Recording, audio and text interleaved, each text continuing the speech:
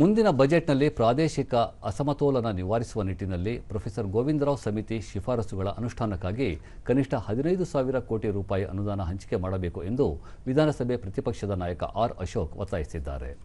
ಅತಿ ಹೆಚ್ಚು ಬಜೆಟ್ ಮಂಡನೆಯನ್ನು ಮುಖ್ಯಮಂತ್ರಿ ಸಿದ್ದರಾಮಯ್ಯ ಮಾಡಿದ್ದಾರೆ.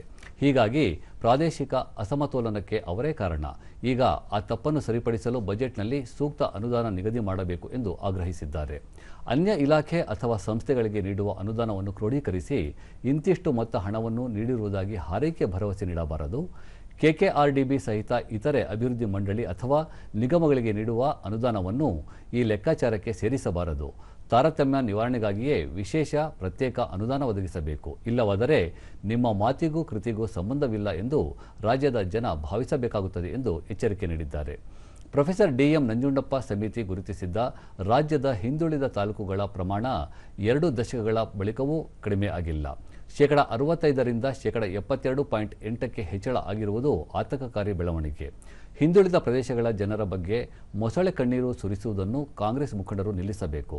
ಪ್ರಾದೇಶಿಕ ತಾರತಮ್ಯ ನಿವಾರಣೆಗೂ ಅತಿ ಹೆಚ್ಚು ಅನುದಾನ ಹಂಚಿಕೆ ಮಾಡಬೇಕು ಎಂದು ಹೇಳಿದರು.